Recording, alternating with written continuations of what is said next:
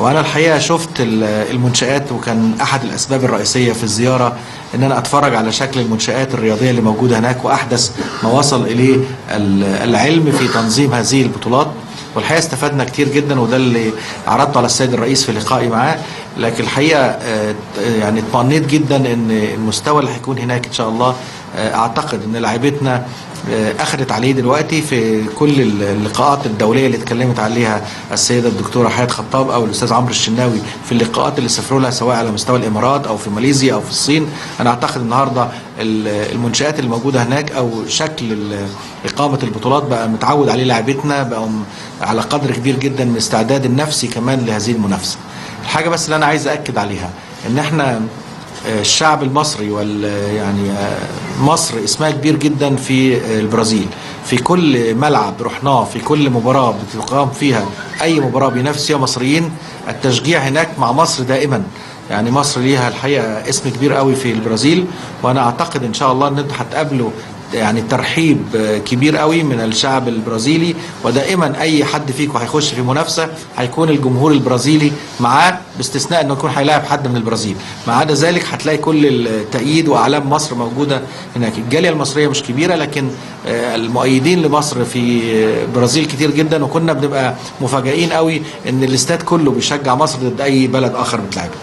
اللي انا بس عايز اكد عليه ان احنا عندنا امل كبير فيكم جدا. احنا مهتمين جدا بالرياضه البارالمبيه.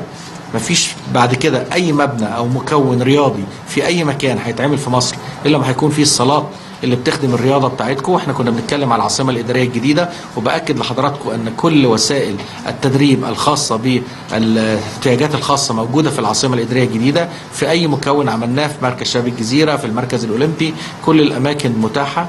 إذا كنا عايزين نتكلم على المكافآت، فبأكد لحضراتكم أن المكافآت بالتساوي مع البعثة الأولمبية العادية، بس هيفرق معاك.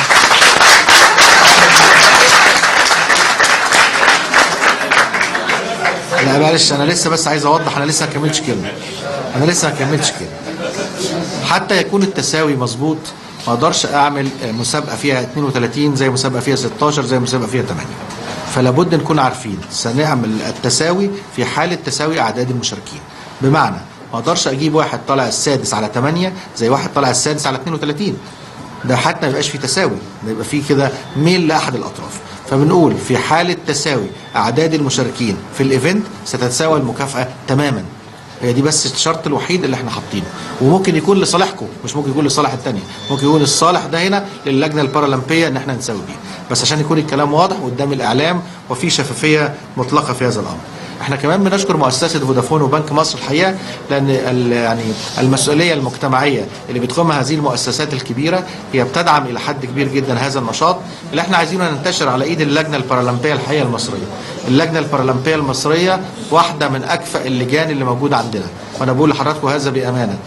يعني في تناغم تام وتناسق تام وتعاون تام بين الساده المسؤولين، من السيده رئيسه اللجنه الى جميع الساده الاعضاء اللجنه، في تعاون مستمر وعمرنا ما سمعناش على اي خلافات، وفي دايما اعداد جيد، ودايما في تواصل مع وزاره الشباب والرياضه. فنتمنى ان يكون ده منعكس بشكل او باخر على اداء البعثه في ريو دي جانيرو. بالنسبه للتكريم، احنا ان شاء الله يعني منتظرين منكم نتائج كبيره، ومنتظرين ان يبقى في لقاءات مع البعثه الاولمبيه اللي حقق فيها مجموعه من الناس بعض الميداليات، وهننتظر التكريم العام حتى تعود البعثه البارالمبيه كمان عشان يبقى التكريم واحد. كمان عندنا في شهر اكتوبر ان شاء الله مؤتمر العام للشباب بحضور السيد رئيس الجمهوريه في مدينه شرم الشيخ، وان شاء الله هننتظر حتى عوده ابطالنا من البارالمبيه عشان يشاركوا معانا في هذا المؤتمر، لانه هيكون في كلام كتير جدا ونقاش كتير في هذا الامر مع اللجنه البارالمبيه. لكن باكد لحضراتكم اهتمام الدوله جدا بهذه الرياضه، وبنناشد اللجنه البارالمبيه نشر هذه الرياضه في كل المحافظات المصريه، وانتشار عن طريق الاتحادات اللي موجوده، ان احنا يا ريت يكون الرياضه دي مكون اساسي لكل الاحتياجات الخاصه على مستوى الجمهوريه. وانا باكد لحضراتكم ان احنا لدينا من الميزانيات ولدينا من الاموال ما نستطيع ان نساعد به اللجنه البارالمبيه وندعم به اللجنه البارالمبيه وندعم هذه الرياضه في كل مكان في مصر. وتقاس تقدم الشعوب بهذه الرياضات، وتقاس تقدم الشعوب باهتمامنا بهذه الرياضات. هذه الرياضة مهمة جدا، وهذه الرياضة بتفرق جدا معانا نفسيا، سفرائنا في الخارج شبابنا دول انا متاكد ان هم هيمثلوا مصر تمثيل مشرف جدا وهم موجودين في البرازيل. الاهتمام بالدوره البارالمبيه لا يقل ابدا في العالم عن الاهتمام بالدوره الاولمبيه، بل بالعكس الناس بتعكس تقدم الشعوب باهتمامها بالفرق البارالمبيه. وانا متاكد ان بالخبرات اللي عرضها الاستاذ عمرو الشناوي دلوقتي ان حضراتكم بدوره واثنين وثلاثه واربعه بتشاركوا في بكين وفي سيدني وفي لندن، فانا متاكد ان الخبرات كبيره جدا.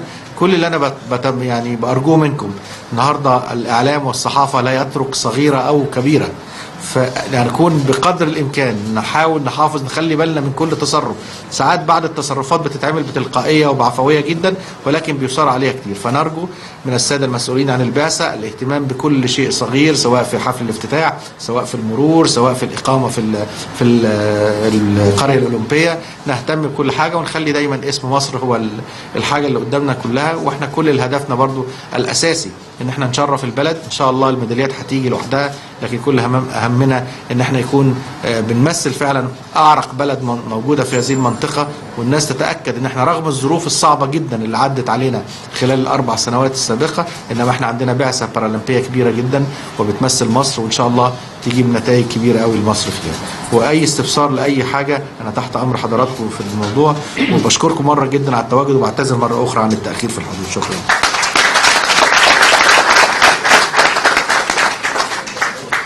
نشكر معالي وزير الشباب والرياضة على هذه الكلمات المشجعة جدا والمحفزة جدا لأبنائنا من الرياضيين. نتمنى لكم التوفيق. هنفتح دلوقتي باب الأسئلة، اللي هيحب يوجه الأسئلة، وعندنا طلبات كثيرة.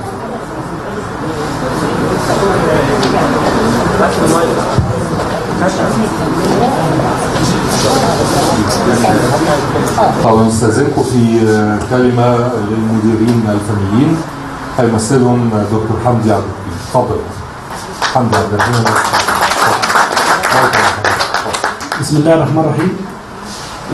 سيد معالي وزير الشباب والرياضه المهندس سيد العزيز، تحياتي وبعض. بختام الاستعداد لدوره الالعاب البارالمبيه في 2016 بنحب نتوجه بالشكر لاسره اللجنه البارالمبيه المصريه على ما قدمته من دعم برئاسه الدكتوره حياه خطاب، والتي لم تبخل علينا باي جهد للوصول الى ما نبغي لتحقيق ورفع اسم مصر عاليا. وكما نتوجه لسيادتكم وايمانا منا بما تتمتعون به من ادراك ووعي رياضي بكافه التفاصيل الفنيه الدقيقه، بخاصه المستويات الفنيه بكافه اللاعبين في مختلف الرياضات، وهذا ما لم نلمسه في وزير الرياضه سابقا. وايمانكم بتوفير الدعم لكافه الرياضيين وسد الفجوه التي كان يعاني منها الرياضيين البارالمبيين لدينا بالمقارنه بين الرياضيين الاسوياء او الاولمبيين والبارالمبيين، ولكم كل تحيه على هذا المجهود. ونحب ان نوجه سيادتكم اللي في خصوص اللجنه البارالمبيه والمنافسات في اللجنه البارالمبيه فلها طابع خاص، وهذا الطابع الخاص هو نظام الفلتره من خلال التاهيل المحدود العدد مسبقا. فلدينا العديد من الرياضيين يتنافسون في دورات البطولات المؤهله مسبقا، وبالتالي اللجنه البارالمبيه الدوليه بتسعى الى تقليص عدد الرياضيين مسبقا حتى تخفض النفقات والوقت والمصاريف خاصه تنظيم اللجنه البارالمبيه. في دوره اتلانتا 1996 كان عدد الرياضيين 3400، في دوره ريو دي جانيرو 1100 رياضي. تقليص العدد ليس بسبب ضعف المنافسه ولكن بسبب اللجنه البارالمبيه الدوليه تخفيضا للنفقات، وهذا بيكون سبب بيبني على الرياضيين البارالمبيين بان العدد غير كافي للمنافسه. فنامل من الله ان يتم اعاده النظر في بنود اللائحه وتفاصيلها، ولكم جزيل الشكر. اشكرك. انا موافق جدا معاك. اولا بس احب اقول للساده الاعلاميين ان في 82 البعثه قوامها 82. البعثه قوامها 82 44 رياضي، 16 مدير فني ومدرب عام، في مجموعه من الاداريين والساده اعضاء مجلس اداره. فالبعثه واضحه، عندنا شفافيه تامه، ادي عدد الناس اللي مسافره بالاسم، ولازم نعلن هذا الكلام عشان ما يجيش حد يقول كل دول مسافرين. احنا بالاسم بنعلن قبل ما بنسافر، والاسماء كلها موجوده، ويا ريت كمان تتسلموا الساده الاعلاميين تتسلموا اسماء البعثه اللي مسافره. اللي انا عايز اقوله احنا بنشارك في 5 لعبات. ال5 لعبات دول هم رفع الاثقال، السباحه، تنس الطاوله، الطايره، الالعاب القوه. اكيد هيكون في 8 فرق على الاقل في الكره الطايره، ما اعتقدش يكون اقل من كده. هقول 8 ما اعتقدش هيكون في اقل من 8 في الوزن في رفع الاثقال، وده اللي هنشتغل عليه. لان لو في رفع الاثقال في الاولمبيه الفاينل ايه 8، وده اللي هنشتغل عليه. ففي رفع الاثقال هنشتغل عليه. فاحنا هنشتغل على كده. فاحنا بالعكس احنا نفسنا نحمس، وانا بتكلم على فاينل ايه. وكل على فكره احنا في رفع الاثقال عندنا 17 لاعب، يعني تقريبا تلت البعثه، اكتر من تلت البعثه، 40% من البعثه رفع اثقال. ف17 لاعب عندنا ولاعيبه في رفع الاثقال. فرفع الاثقال ادي الجزء الاكبر. السباحه قطعا السباحه هتبقى زي السباحه العاديه، لان فاينل ايه في السباحه 8، مش ممكن هيكون في اقل من 8 في السباحين. ربما يكون في بعض الالعاب الاخرى زي تنس الطاوله او حاجه العدد اقل، لكن هنحاول نشوف مفيش اقل.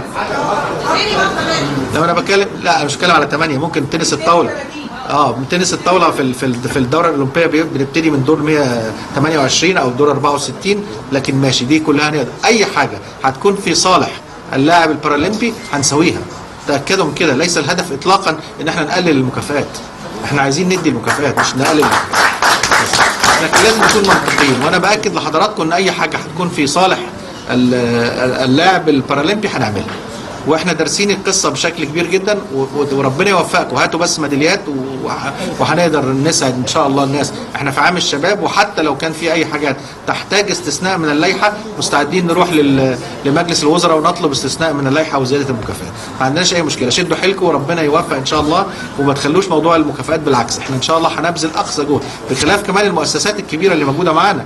يعني فودافون لو احنا هندي مليون جنيه للبطل، فودافون تدي 2 ومارك مصر يدي 2. ان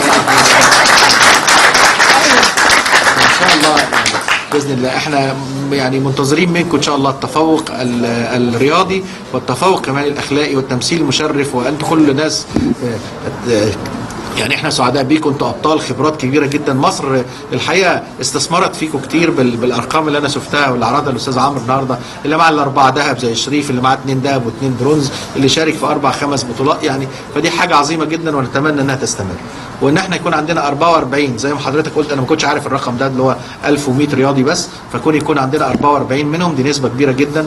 لان لو 44 لاعب من 1100 دي نسبه انا شايفها انها كبيره قوي من على عدد 100 وشويه دوله بتشارك، لان المفروض اخر مره شاركت 140 دوله. فالرقم ده يبقى بالنسبه لنا احنا من البعثات الكبيره للمشاركه، ودي حاجه برضو تهمنا. اتفضل. الوزير برضه بالنسبه لرفع الاثقال، مصر تعتبر اكبر كوتا موجوده. اكبر كوتا يعني الحقيقه رفع الاثقال دي اصبحت حاجه بالنسبه لنا، يعني هي اكبر برضو. ميداليتين برونز خدناهم فيها، كنا مشاركين ب9 لاعبين، 6 اولاد و3 بنات في رفع الاثقال. الكوتا الماكسيموم اللي نقدر ناخدها في البعثه الاولمبيه 10، 6 اولاد و4 بنات، ده في البعثه الاولمبيه. فسافرنا ب9، يعني تاهل من عندنا 9. جابوا 2 برونز وواحده طلعت رابع و3 طلعوا خامس. فالنتيجه في رفع الاثقال نتمنى كمان ان شاء الله ان في رفع الاثقال تبقى. وعلى فكره احنا في البعثه الاولمبيه اول مره من سنه 48، يعني من 68 سنه ما خدناش ميداليه في رفع الاثقال، لكن رفع الاثقال شرفونا في الاولمبيه. فنتمنى ان شاء الله البعثه البارالمبيه كمان.